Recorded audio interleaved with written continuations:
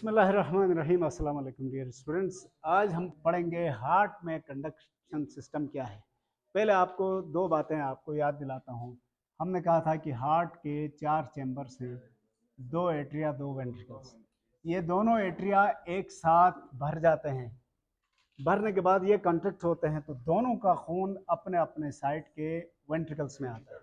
उस वक्त ventricle relax होते हैं, यानी जब ये एट्रिया कंट्रैक्ट होते हैं तो वेंट्रिकल रिलैक्स होते हैं, फिर वेंट्रिकल कंट्रैक्ट होते हैं तो एट्रिया रिलैक्स होते हैं। इनका खून निकल कर लंग्स में, इनका खून निकल कर बॉडी में चला जाता है और इस तरह से एक गर्दिश चलती है। ये जो हार्ट के कंट्रैक्ट रिलैक्स होने का अमल है एक रिदमिक स्टाइल में है। रिदमिक का मतलब एक खास तालमेल है।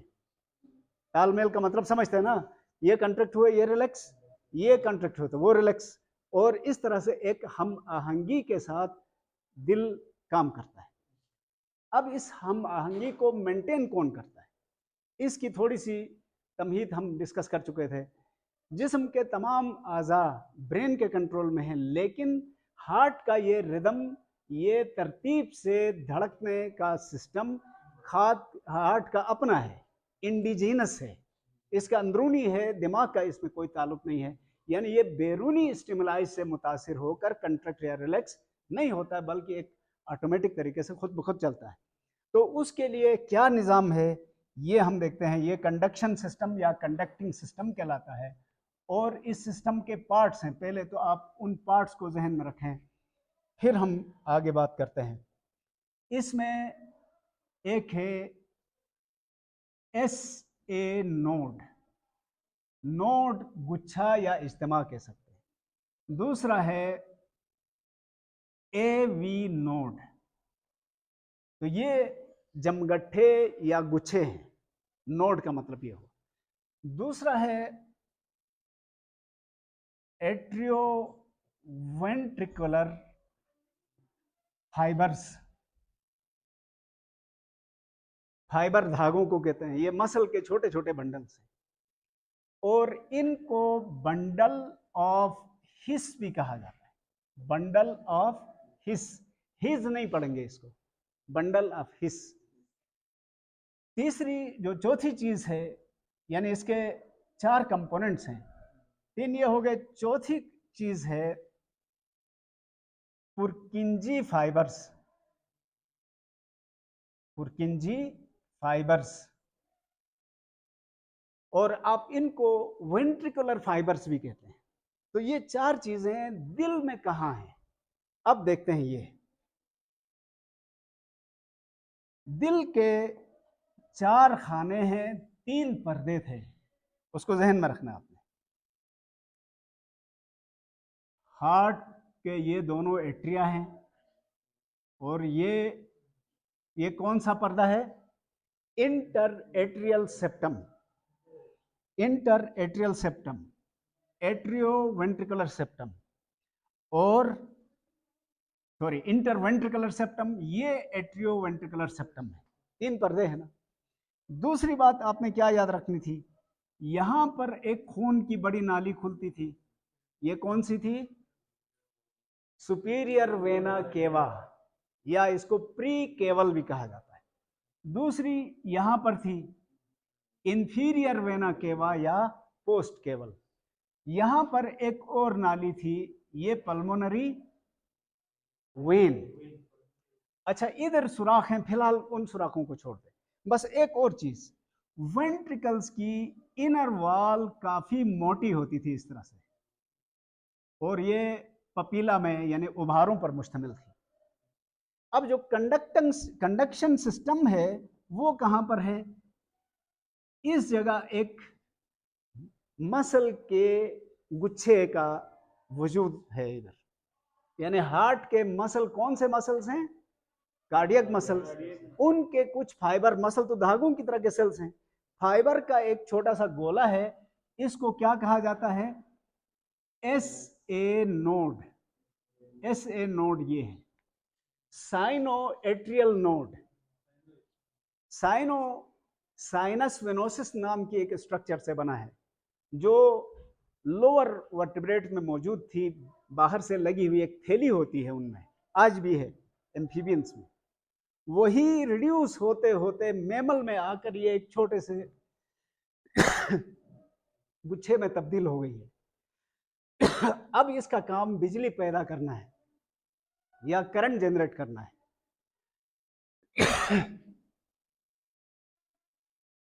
दूसरा जो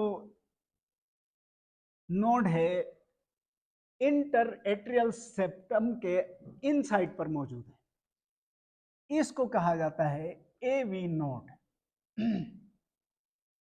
एट्रियोवेंट्रिकुलर नोड। ये नाम क्यों पड़ गया? एट्रियो इसलिए कि ये एट्रियम में मौजूद है, वेंट्रिकुलर इसलिए कि ये यहां रहते हुए कंट्रोल इसने वेंट्रिकल को करना है। बात याद रखेंगे ना, ये तो है भी इधर, कंट्रोल भी इस पार्ट को करना है इसने। इस दूसरे का वजूद कहाँ है? एट्रिया में। कंट्रोल किसको करना है? वेंट्रिकल को, इसलिए इसका नाम एट्रियोवेंट्रिकुलर पड़ा। एट्रियम में है, वेंट्रिकल को कंट्रोल करना है। ठीक हो गया। अच्छा, यहां से एक और सिस्टम है, ये जो ऐसे नोड है, इससे बहुत बारीक फाइबर्स निकलकर इस एट्रियम और इस एट्रियम की दीवारों में मौजूद है, यानी ये करंट जनरेटिंग या करंट ट्रांसपोर्टिंग फाइबर्स हैं, बिजली के तारों की तरह है। इसको हम क्या समझें? Power house. और ये धागे क्या दिखा रहे हैं? बिजली के तार। ये बिजली की करंट जनरेट करेगा और वो करंट इन तारों के जरिए एट्रिया तक पहुंचेगा। मेरी बात समझ में आ रही है? अच्छा, न सिर्फ एट्रिया तक बल्कि यहां से एक और बंडल एवी नोड तक भी पहुंचता है।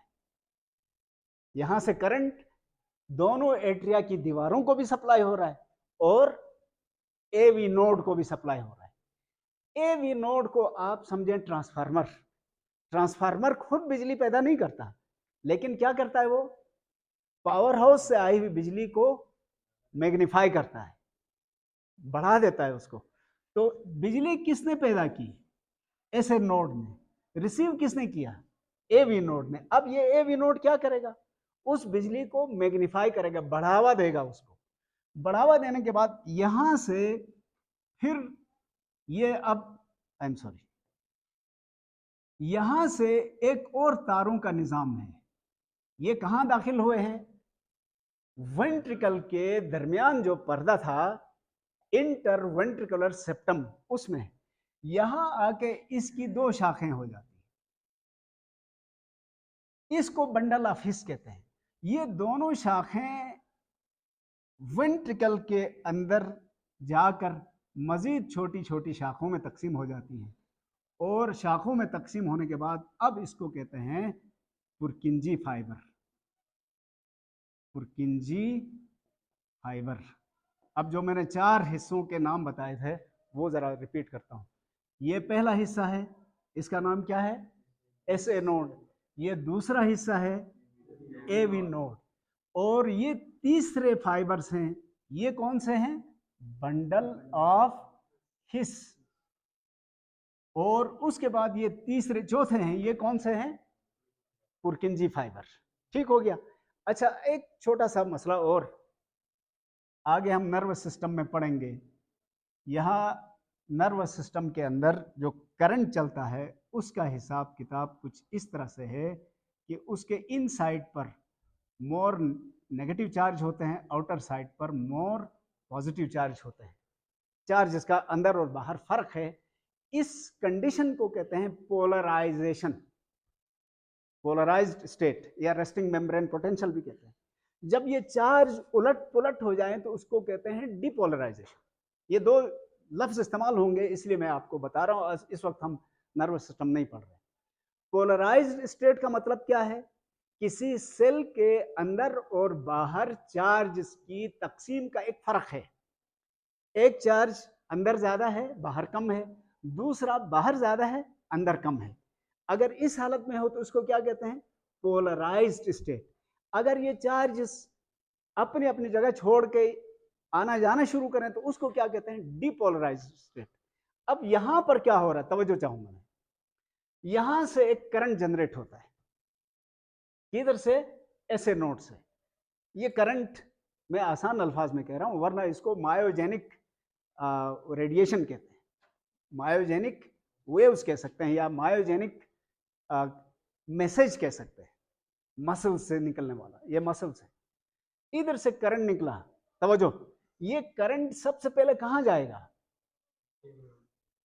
इस एट्रिया की दीवारों में और एवी नोड में। एट्रिया की दीवारों में जो ही करंट पहुंचा वो कंट्रैक्ट हो जाएंगे। कंट्रैक्ट होने का मतलब डिपोलराइज हुए। करंट निकलने से पहले किस हालत में थे? पोलराइज थे। करंट पहुंचा, डिपोलराइज हुए, एक्टिव हो गए, एट्रिया कंट्रैक्ट हो गए। और वो करंट इधर भी पहुंचा था, इसने उस करंट को मैग्नीफाई करके अब नीचे भेजा। तो मैं कहना ये चाह रहा हूं, जो करंट यहां से रिलीज किया गया था, क्या वो करंट दोनों एट्रिया और दोनों वेंट्रिकल में एक साथ पहुंचा? नहीं पहुंचा। पहले दोनों एट्रिया में पहुंचा, उसी वक्त ये एवी नोड तक भी पहुंचा था। एवी नोड ने उसको थोड़ा बढ़ा के अब नीचे भेजा है। तो वही करंट जब इधर पहुंचा तो उधर करंट रुक चुका है। बात समझ में आ रही है ना? जो करंट यहां से निकला था वो यहां तक पहुंचने के बाद समझो कि यहां थोड़ी देर इसको प्रोसेस किया गया है, और जब वो अगला करंट रुक गया था तो पिछला करंट यहां पहुंचा। इसीलिए जिस वक्त वो रिलैक्स हुए करंट ना होने की वजह से, उस वक्त ये कंट्रैक्ट हुए। फिर वो करंट रुक गया है। ये करंट लगातार प्रोड्यूस नहीं होता, इस तरह वक्फों से होता है। मैं इसकी मिसाल बताता हूं, पहले आप जहन में रखें। ये छोटे छोटे बल्ब लगाए जाते हैं ना डेकोरेशन के लिए, जलते बुझते, उसी को कहते हैं जगमग। देखा है ना? उसमें छोटा सा मोटर लगा होता है। आप पलंग में लगाते हैं, पलक में तो बिजली लगातार है, लेकिन पलक से वो मोटर क्या करता है? आगे बल्ब तक बिजली को लगातार जाने नहीं देता है। बिजली गई, बंद किया, ऑन ऑफ करने की वजह से क्या होता है? वो बल्ब जलते बुझते हैं। इसी तरह से ये करंट जनरेट करता है, पोलराइज डिपोलराइज, पोलराइज डिपोलराइज। इसीलिए वो करंट इधर तक भी वक्फे वक्फे के साथ पहुंचता है। जब करंट पहुंचा मसल कॉन्ट्रैक्ट हो गए, जब करंट नहीं पहुंचा मसल रिलैक्स हुए। अब हुआ क्या है? यहां से जो करंट भेजा गया उसको इधर तक और इधर तक आने में कितना वक्त लगा है? 0.04 सेकेंड्स। और उसी करंट को यहां तक आने में कितना टाइम लगा है? 0.11 सेकेंड्स। और ये दोनों मिलकर बन जाते हैं 0.15 सेकेंड्स। यानी एक रिदम को मुकम्मल होने में 1 मिनट का 15वां हिस्सा लगता है। और ये 1 मिनट में 72 टाइम्स होता है। इसी को दिल की धड़कन कहते हैं। हमारा दिल नॉर्मली 1 मिनट में 72 टाइम्स कंट्रैक्ट रिलैक्स होता है। इसको नॉर्मल रेंज कहते हैं। अगर इससे बढ़ भी जाए या इससे थोड़ा कम हो जाए तो कोई इशू नहीं है। हाँ, 100 से बढ़ जाए तो उसको एबनॉर्मल समझा जाता है। इसी तरह ये स्लो होकर 40 से नीचे आ जाए तो उसको भी एबनॉर्मल समझा जाता है।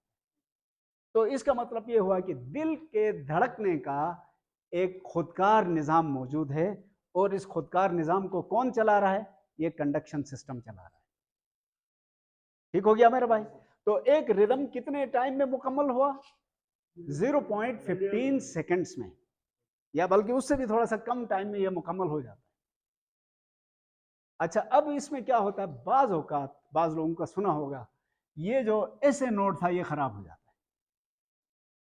याद रखना, करंट सिर्फ ये जनरेट कर सकता है, ये ट्रांसपोर्ट कर सकता है। ये करंट जनरेट करें भी तो इतना पावरफुल नहीं होता है कि हार्ट कंट्रैक्ट रिलैक्स हो सके।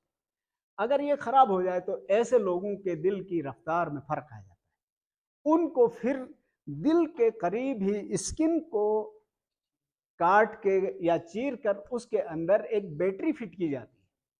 उसको क्या कहते हैं? आर्टिफिशियल पेस मेकर कहते हैं। Artificial pacemaker. एक जुमला में भूल गया, पहले वो बता दो। पेस मेकर का क्या मतलब है? पेस कहते हैं रफ्तार को, मेकर बनाने वाले को। तो SA node is actually the pacemaker of heart. हमारे दिल की रफ्तार का तायुन कौन करता है? ऐसे नोड।